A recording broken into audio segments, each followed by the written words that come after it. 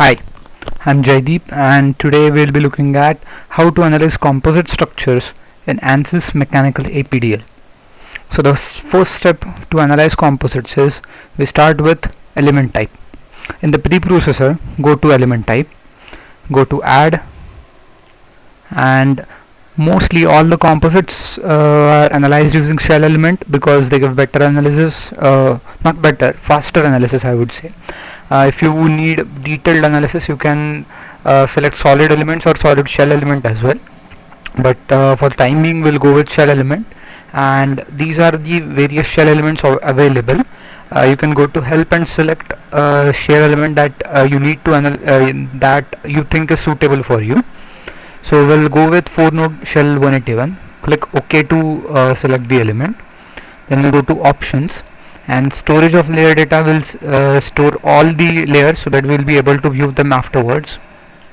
Then for this particular shell element 181, we don't need any real constants.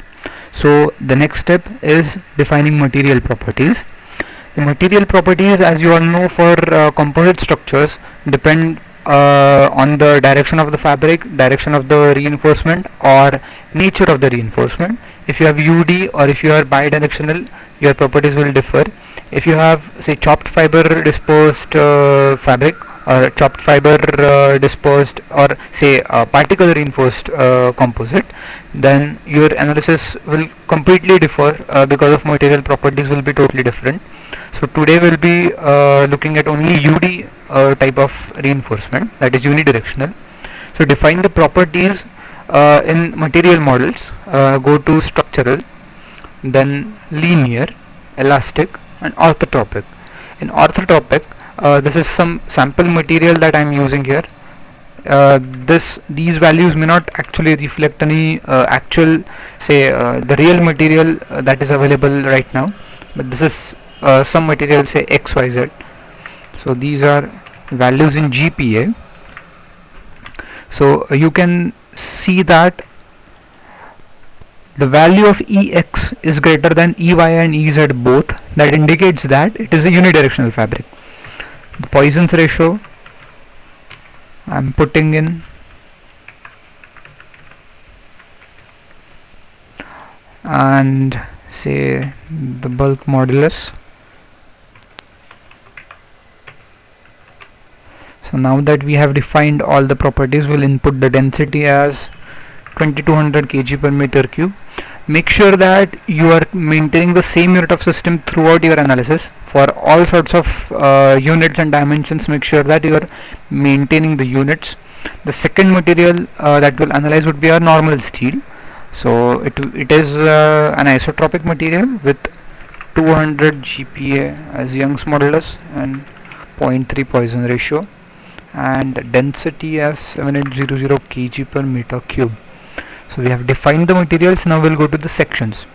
Section will decide how your plate or how your object will behave under loads and different conditions. So we have shell section, so we have to lay up the section. That is how the planes of different fabrics or different materials are stacked one above the other. So to add, go to layup and add, and let us suppose we have 3 layers, each layer of 1 mm, 0.001, 0.001, 0.001. The middle layer we have is of steel, so we'll select 2 here, and let us say if we have top layer of orientation 90 degrees. Okay, and now we have done with the section. Now we go to modeling. Now we are going to create areas. So I go to modeling, areas, rectangle, and by dimension. If I want to create the area of this, say suppose dialog box, then you have to enter the first point as the coordinates of the bottommost leftmost corner point, and the second coordinate is of the rightmost top corner. So if we have a plate of say 40 by 40 centimeters or 400 by 400 mm, this is how your coordinates will look like, and click on OK to obtain the areas. The next part after modeling is meshing. So go to mesh tool. If you don't want to select attributes of all the parts, say seeding etc. individually, just go to mesh tool and click on mesh, pick all, and your meshing is done. If you want a finer mesh, you can do the mesh refinement from the same tool. Click at refine at nodes. Oh, sorry. Click on refine at nodes. Pick all. That will pick all the nodes and select the level of refinement that you want. For now, I'm choosing say level 2 and click on OK. So you get a finer mesh. You can now pan with control and left click and rotate by control and right click. To see all of your layers stacked up, all you have to do is go to plot controls, go to style, go to size and shape, and here you have to click on display of elements on and OK. So now you can see your 3 layers, each of 1 mm, stacked one above the other. Once we are done, what we have to do is the next step is we have defined the mesh, we have defined the model or the properties of the section. The next is defining the analysis. For that you have to go to solution, analysis type, new analysis and static analysis. Now we will fix say left edge and right edge, and to do that we have to go into define loads. Click on apply, structural, displacements, and we'll apply on lines. So I will select now, I have to rotate this and I will select this edge and I will also select this edge and click OK. All degrees of freedom and the value would be 0. Apply. So now you can see that your 2 lines are fixed. To apply forces, you go to apply force moment and say on key points or nodes. Key points are these 4 key points and nodes are the intersections here. So you can define the loads as you want. Say I apply a load over here at this point. I click OK and say the load is acting in Z direction and has a magnitude of minus 1000 Newton.